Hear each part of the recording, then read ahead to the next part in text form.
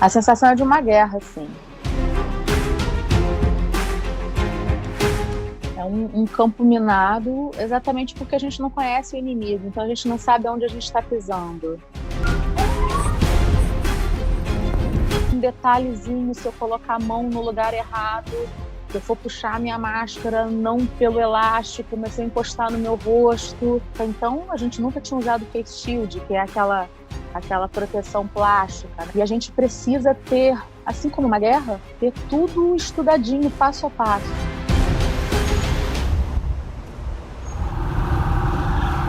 Eu trabalho numa ambulância de suporte avançado aqui do SAMU São Paulo e a equipe são 3 integrantes. Né? Eu como médico, uma enfermeira, que é minha dupla já há muitos anos, e um motorista. A gente assume o plantão e pensa, o que vai acontecer nas próximas 24 horas é Covid. Isso nunca aconteceu com nenhuma doença, com nenhum tipo de patologia, com nenhum tipo de emergência. O ciclo começa quando a pessoa que tem alguém passando mal em casa liga para a central 192. A equipe já começa a se preparar antes de sair da base para o atendimento de um paciente com Covid. O uso dos EPIs, máscaras N95, avental, face shield, gorros, luvas. E aí é o transporte para o hospital. E cada vez essa pessoa vai ficando mais sozinha. O profissional socorrista, ele está entregando essa vítima dentro da corrente de atendimento, para que ela passe a ser atendida no hospital, ou no pronto-socorro, ou que vá para uma UTI.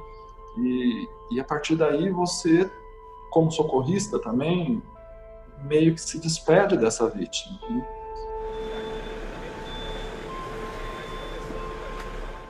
Quase que 40% do meu hospital são pessoas com mais de 60 anos. E aí o que acontece? Essas pessoas estão adoecendo também. E o que a gente tem visto são os parentes, os pais dos profissionais também adoecendo.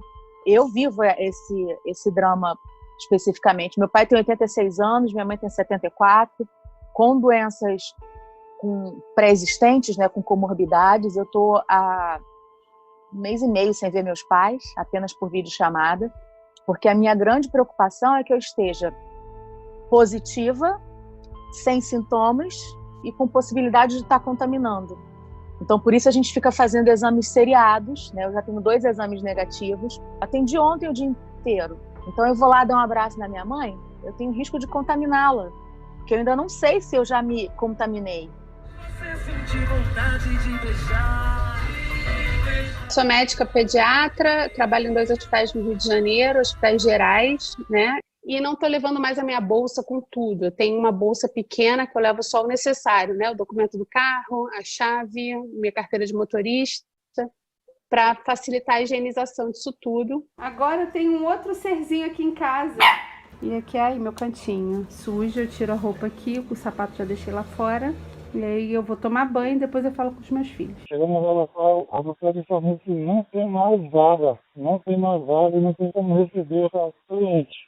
Percebe? Procurando um outro local, que a gente possa levar essa paciente, outra informação para a gente, outra orientação. Companheiro, não tem para onde levar o paciente, né? Tá tudo lotado, todos os prontos-socorros lotados. A pior coisa que existe para um plantão é você ter um doente grave e não ter onde colocá-lo. A pediatria tá sendo achatada no hospital e para dar lugar mesmo, para dar leito para o adulto. A maioria dos doentes pioram depois de 8 dias de doença, depois de 1 semana de doença. Às vezes foram à emergência mais de uma vez. Só que eles não precisam ficar internados. Só que, do nada, eles entram em insuficiência respiratória. É uma doença realmente traiçoeira, um vírus que, quando faz a forma grave, os doentes ficam, no mínimo, 2 semanas internados. Tem doente internado há mais de 30 dias. É uma doença nova, é uma guerra invisível, que o inimigo é desconhecido, se apresenta das formas as mais variadas e tem puxado meio que o tapete da gente. Quando a gente imagina que está conseguindo entender como é que a coisa funciona, surge uma nova faceta. Estamos tendo a oportunidade de ver comprometimentos cardiovasculares, pacientes internando com acidente vascular cerebral desencadeado pelo Covid-19, outras comorbidades associadas, sangramentos, quadros até cirúrgicos. Parece que ele se mistura no meio de várias outras possibilidades. Então, assim, pacientes internando com outras queixas e quando se testa vem positivo para a Covid também. Além de tudo, pode ser silencioso. E esse silencioso, aos meus olhos, causa mais desconforto ainda. Você não vê mais a circulação que você via na hora do almoço, o refeitório está reduzido, as cadeiras estão afastadas, ninguém fala nada. Toda essa situação é muito intensa para alguém viver, especialmente quando está no fronte e está de cara, né, com essa realidade e não pode se ausentar dela. Porque nós acabamos tentando nos distrair, nós que não estamos no fronte. Eu, por ser, apesar de profissional de saúde, ser grupo de risco, estamos trabalhando bastante, mas dentro de um ambiente muito mais protegido, onde temos momentos de folga que nos permitimos, né, sair daquele clima de guerra e poder distrair, olhar para uma flor, escutar uma música. E isso o profissional de saúde que está no fronte não tem. Essa oportunidade ele não tem. Eu tive uma notícia muito, muito chateada, muito triste, muito desanimadora até, né? Faleceu um rapaz de 41 anos, um jovem médico, um rapaz brilhante, que foi meu parceiro de plantão aqui no Rio, Dr. Maurício. Ele era infectologista e chegou a trabalhar durante essa epidemia e chegou a se contaminar. Foi internado gravíssimo e faleceu ontem. Quando esses números passam a se transformar em nomes, e a gente está vivendo isso agora, né? O que é importante que esse profissional tenha em mente é que ele precisa se permitir intervalos de tempos em tempos na jornada do trabalho. E nesses intervalos, evitar entrar em contato com notícias sobre nossa situação atual, que ele diversifique, que ele busque música, que ele busque notícias de outras situações, até voltar no passado ou até projetar para o futuro, né? É uma sensação de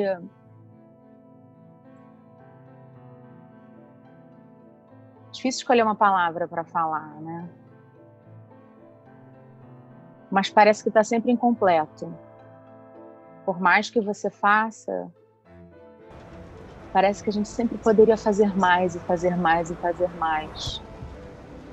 Além disso, estamos, nós, das várias faculdades do Brasil, oferecendo suporte para esses profissionais, suporte específico.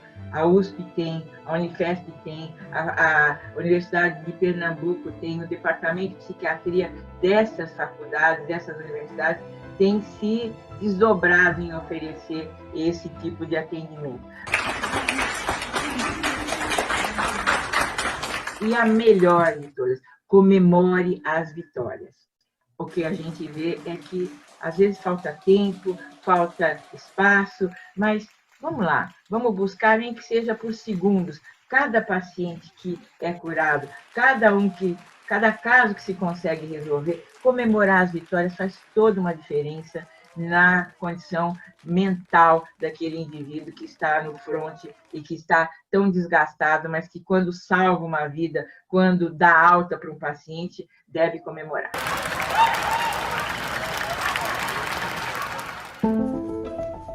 Trabalho no hospital privado do Rio de Janeiro, da Zona Norte aqui do Rio de Janeiro. Quando eu desenvolvi a doença, eu fiquei muito preocupado comigo. Eu sou obeso, né? Então é um dos fatores de risco. Os primeiros pacientes que eu vi ou tinham comorbidades como hipertensão ou diabetes, que tinham Covid, né? Ou tinham hipertensão ou diabetes, ou então eram pacientes obesos, né? E no dia que eu realmente desenvolvi o sintoma da anosmia, que é muito característico, que é a falta de percepção de cheiro, foi o mesmo dia que eu tive a notícia que um colega médico do mesmo hospital que eu trabalho tinha sido entubado por conta de Covid. Então eu fiquei com muito medo. E a minha maior preocupação era de sentir muita falta de ar, ter que ser entubado ou não conseguir ser entubado. A intubação, ela eventualmente, em alguns casos muito específicos, ela normalmente é um procedimento eletivo, ou seja, você tem tempo para fazer, ou então você tem medidas de resgate antes disso. Só que no coronavírus isso não é preconizado.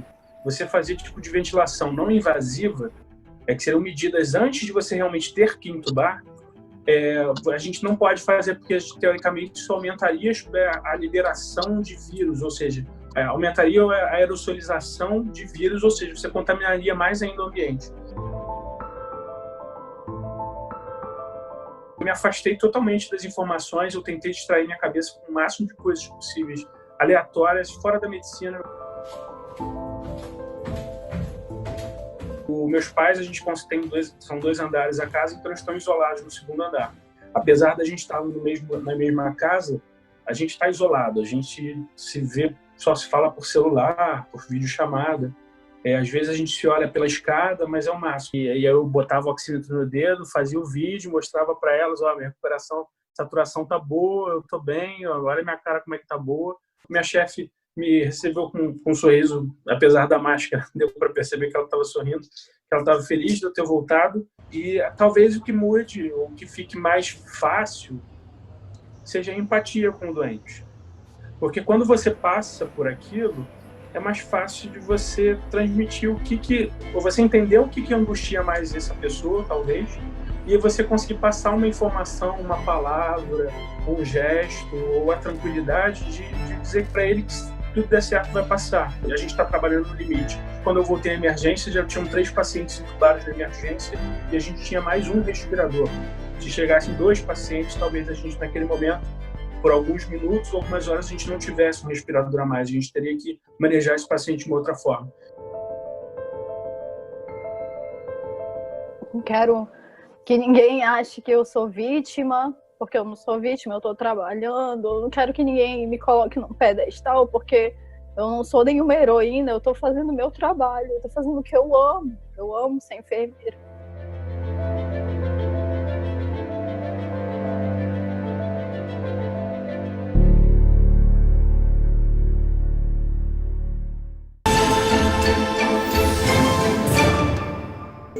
É sobre o amor infinito que sempre existiu entre nós. Desde o início, a gente está aí na linha de frente. Eu trabalho na UTI. A gente, infelizmente, passou por maus bocados, né, com questão de hostilidade. A gente passou na padaria para tomar café antes de ir para casa, até que eu vi uma pessoa falar assim, é um absurdo, tinha que expulsar daqui. E aí o outro lá no fundo, se não sair por bem, a gente tira na porrada. Eu falei para minha mulher, vamos levantar, vamos pegar nosso pãozinho, vamos embora para casa. E estava de costas, vendo uma reportagem no jornal, na televisão, na padaria, e entrou uma pessoa. Então, enquanto eu estava de costas, ele estava atrás de mim na fila. E em algum momento eu virei para olhar e ele viu o logotipo e o nome do hospital, que é conhecido. E aí ele deu um pulo para trás e falou, eu vou sair daqui, que tem gente contaminada. Se a gente está no setor que tem paciente suspeito ou com Covid, a gente se paramenta, a gente coloca uma roupa especial, a gente não tem contato.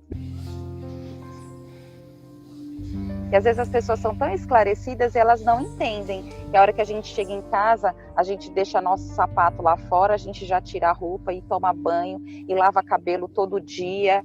E é um negócio muito louco que a gente nunca imaginou passar, né? Às vezes o hospital exige que eles reutilizem os aventais, que você está ali na linha de frente, tendo contato direto com os pacientes. Colegas que ficam horas sem ir no banheiro, porque eles estão utilizando um tipo de equipamento que, se eles retirarem para ir ao banheiro, eles vão ter que usar outro, e sabe que o hospital está escasso. A gente pode dizer que 90% das queixas se concentram na questão dos equipamentos de proteção individual. Um outro grupo de denúncia e de reclamações que nós recebemos são relacionados aos equipamentos de proteção, está abordam a questão de que eu tenho equipamento, mas eu não fui treinado, eu não fui capacitado para lidar, para manusear esse equipamento. Quantas vezes vocês viram profissionais de saúde usando máscara, usando óculos, usando capote, usando avental, usando gorro, usando toda essa quantidade de equipamentos? Quando acabar essa pandemia, acho que muitos profissionais da área da saúde vão acabar se afastando com problemas mentais mesmo.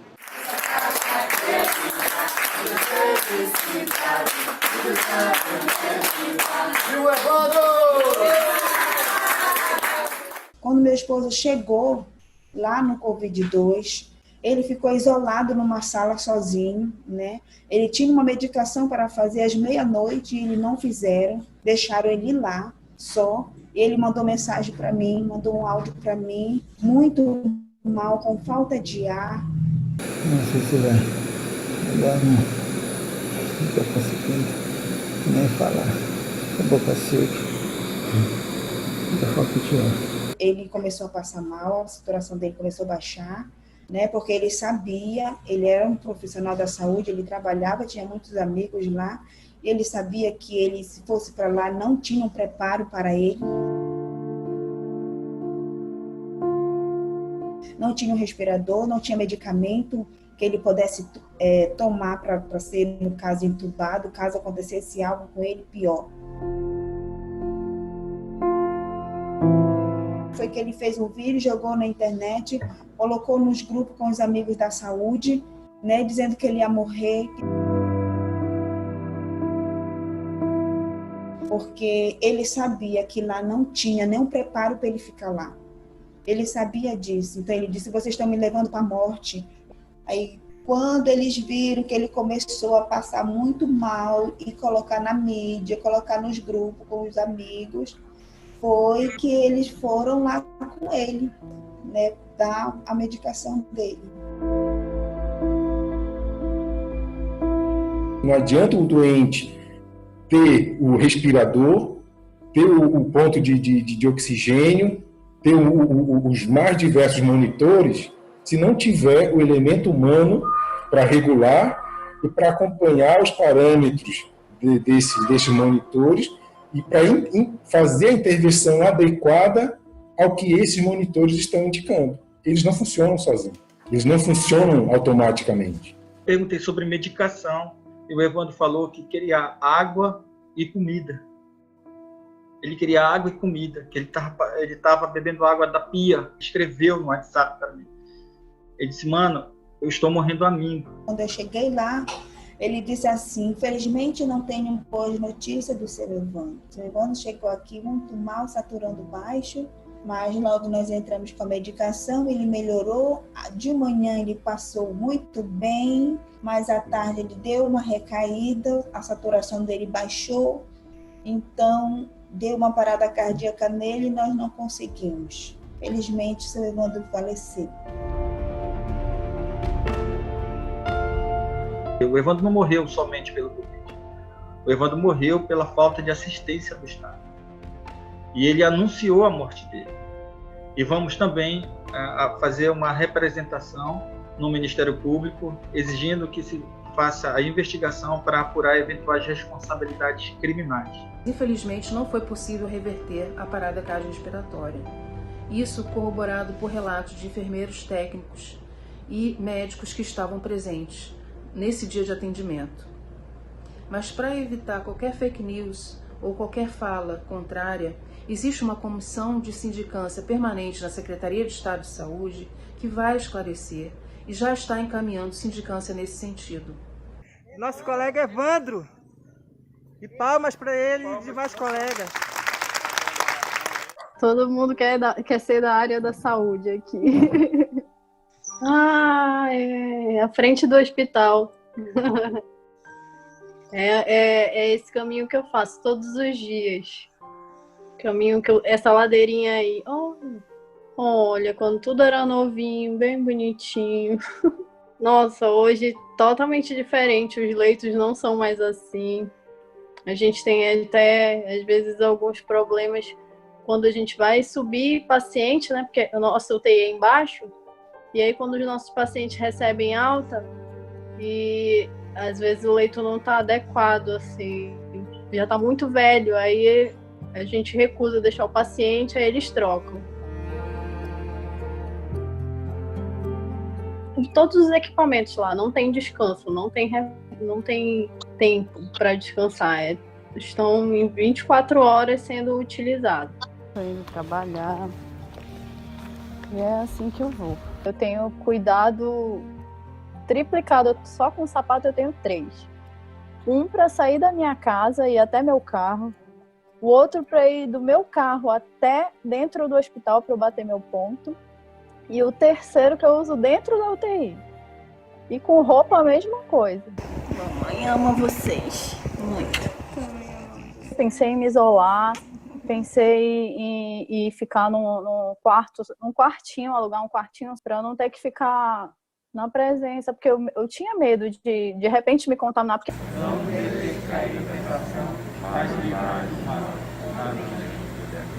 A gente estava com salário atrasado, já tinha entrar no 5º mês.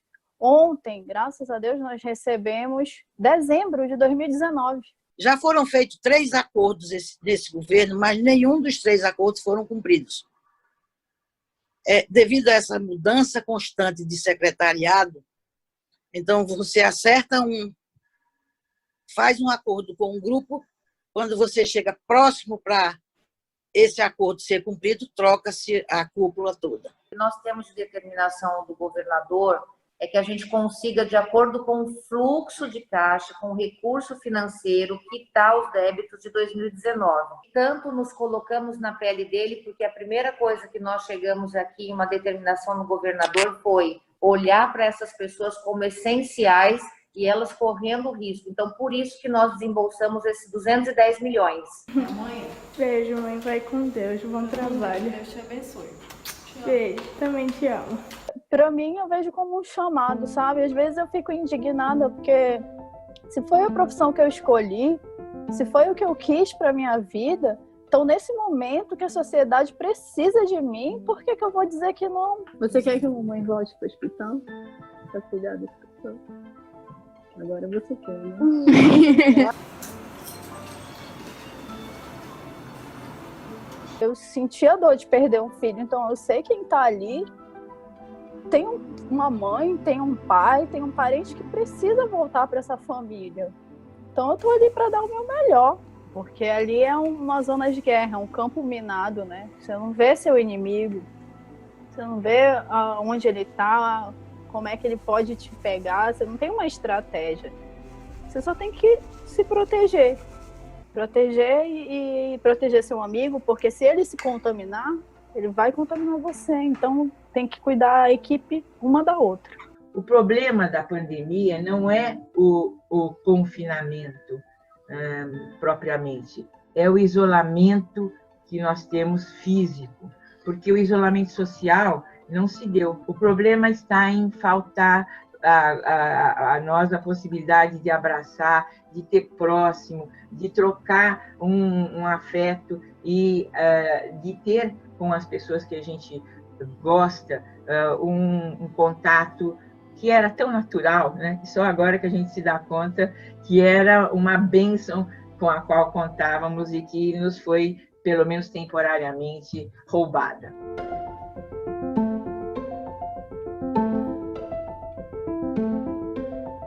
E o toque é muito importante. Você pegar na mão do seu paciente, passar segurança para ele, e você não poder fazer isso, nossa, você é olho no olho agora, é olho no olho, a gente tá junto.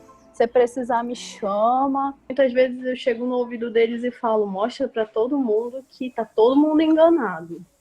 Mostra para todo mundo que você é mais forte que tudo isso. Sempre falo isso para eles no ouvido deles, porque eu sei que a audição é o último sentido que eles perdem, apesar deles estarem sedados, deles estarem como induzido, eu sei que eles estão me ouvindo.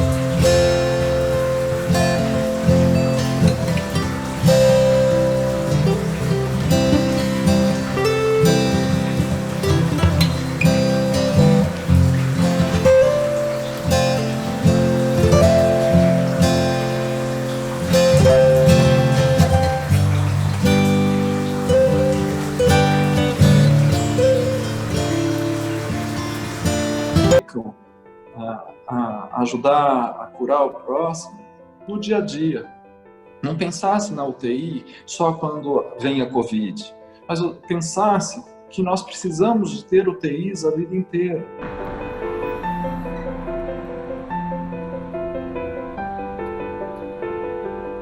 Aqui, minhas joias, meu tesouro, é para elas que eu volto, para elas que faço todo o esforço do mundo, e porque eu sei que tem pai e mãe esperando seu filho sair lá da UTI. Nossa, cama.